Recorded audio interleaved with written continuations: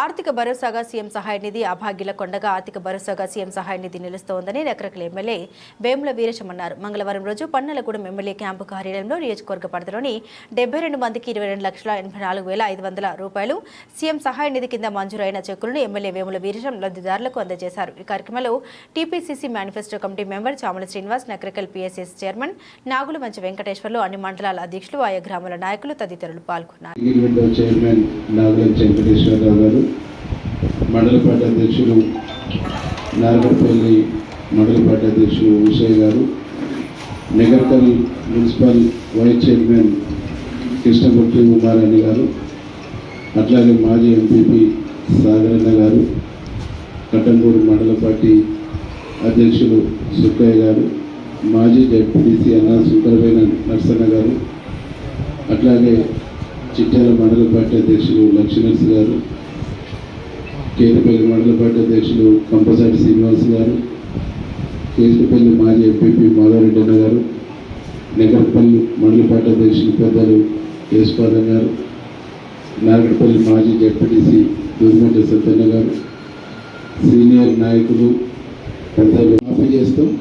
ఏ పేద వాళ్ళకు అన్యాయం జరగకుండా, ఎవరికి ఇది కాకుండా పేదవాళ్లకు వడ్డీతో కలిపి 2 లక్షలు ఉంటే వడ్డీతో కలిపి 2 లక్షలు ఉంటే కూడా వడ్డీతో కలిపి 2 లక్షలు కూడా మాఫీ చేస్తామని చెప్పేసి తుమ్మల నాగేశ్వరరావు గారు నిన్ననే మాట్లాడారు.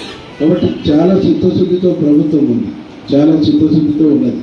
ప్రభుత్వం రాగానే రాఘవరెడ్డి గారు చెప్పినట్టు, ఇంతకుముందు యేసుపాదం గారు చెప్పినట్టు 7 లక్షల కోట్ల రూపాయల అప్పు, 7 లక్షల కోట్ల రూపాయలకు అప్పుకు వడ్డీలు కడుతూ ఈ ఉన్న పథకాలన్నింటినీ కూడా కంటిన్యూ చేస్తూ 6 గ్యారెంటీల్ని ఇంప్లిమెంటేషన్ చేసేటువంటి ఒక దానికి మన ప్రభుత్వం కృతనిశ్చయంతో ముందుకు పోతుంది.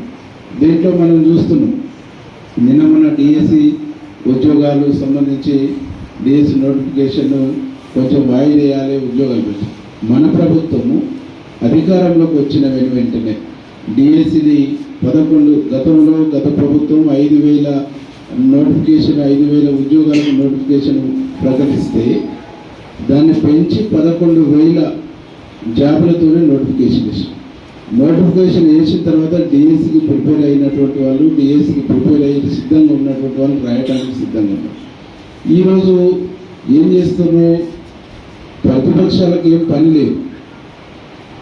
రేవంత్ రెడ్డి గారి ప్రభుత్వానికి, కాంగ్రెస్ ప్రభుత్వానికి రాహుల్ గాంధీ ఇచ్చినటువంటి 6 గ్యారెంటీలు అమలు అవుతుంటే, రాహుల్ గాంధీ ప్రకటించినటువంటి జాబ్ క్యాలెండర్ అమలవుతూ ఉంటే కాంగ్రెస్ ప్రభుత్వానికి మంచి పేరు వస్తుందని చెప్పేసి దీన్ని చెడగొట్టడం కోసం, దీనికి మచ్చ తీసుకురావడం కోసం అక్కడక్కడ ధర్నాలు ఇది అన్నీ చేపించింది.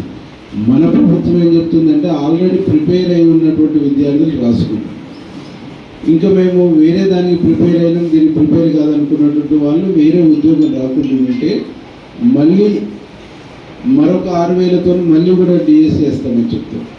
అంటే ఈ డిఎస్సిని మళ్ళీ వేయడంతో పాటు ఉద్యోగ నోటిఫికేషన్ని ఒక చట్టబద్ధత తీసుకొచ్చి ప్రతి సంవత్సరం ఏ డిపార్ట్మెంట్లో ఏమేమి ఖాళీలు ఉన్నాయో మార్చి, ఏప్రిల్, ఫిబ్రవరి నాటికి వచ్చేటటువంటి డిసెంబర్ లోపు నోటిఫికేషన్ వేసి ఇది నిత్యము ఒక ప్రక్రియగా కొనసాగిస్తాము. ఇది మా కమిట్మెంట్ అని చెప్పేసి కాంగ్రెస్ ప్రభుత్వం, గౌరవ ముఖ్యమంత్రి రేవంత్ రెడ్డి గారు చెప్తాను.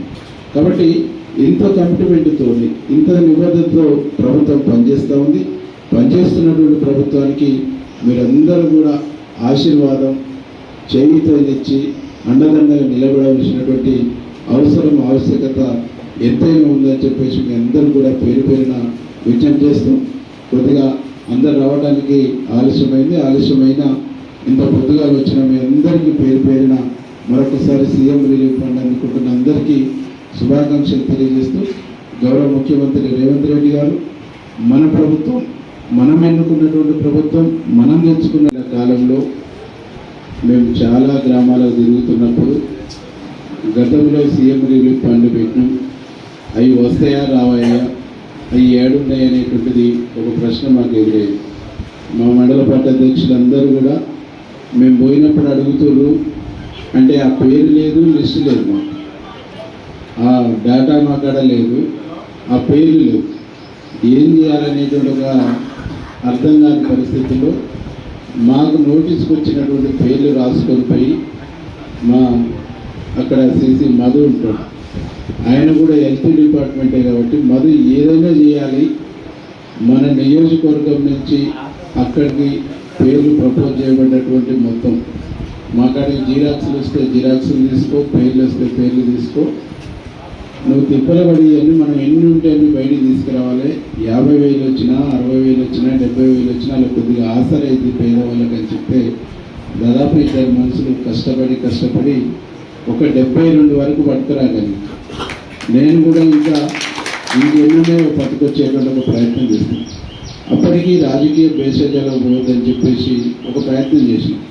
గతంలో ఈ పంపించినటువంటి వాళ్ళకి ఏమైనా డేటా ఉంటే ఇవ్వండి, మేము ప్రయత్నం చేసుకొస్తామని చెప్పేసి కూడా చెప్పేటువంటి ప్రయత్నం చేసినాం. వాటి వైపు నుంచి సమాచారం కూడా లేదు. ఎందుకంటే మనకు రెస్పాన్సిబిలిటీ ఉంది. ప్రజలంతా మనలు, పేదవాళ్ళు, కపటం లేనటువంటి వాళ్ళు, కష్టాలు ఉన్నటువంటి వాళ్ళు. మన ముఖ్యమంత్రి రేవంత్ రెడ్డి గారు, మన జిల్లా మంత్రి కోమటిరెడ్డి వెంకరెడ్డి అన్న గారు ఒకటే చెప్తారు, ఎన్నికల తర్వాత పార్టీలు చూడొద్దు, రాజకీయాలు చూడొద్దు, సేవ చేయాలి, సర్వీస్ చేయాలి.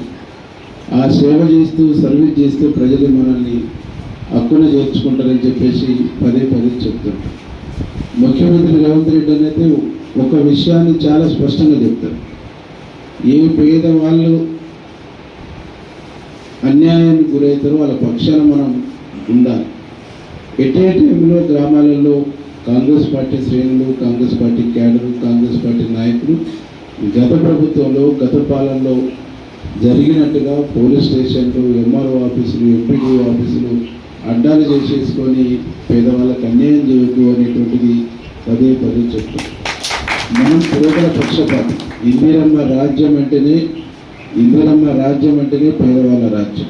ఇందిరమ్మ ప్రభుత్వం అంటేనే గ్రామీణ ప్రాంతాల్లో ఉండేటువంటి ఎస్సీలకు, ఎస్టీలకు, బీసీలకు, మైనార్టీలకు, అప్పర్ క్యాస్ట్లో ఉండేటువంటి పేదవాళ్ళందరూ కూడా సేవ చేయాలి, సర్వీస్ చేయాలి, ప్రభుత్వ ఫలాలు వాళ్ళకి అందించాలనేటువంటి ఒక సంకల్పంతో ఉండేటువంటి ప్రభుత్వం. కాబట్టి మనకు ఒక లక్ష్యం ఉంది, మనకు ఒక విజన్ ఉంది. ఆ విజన్తో మనం పనిచేయాలి తప్ప గ్రామీణ ప్రాంతాలలో చిల్లర చితక ఇట్లాంటి విషయాలకు తావు లేకుండా మనం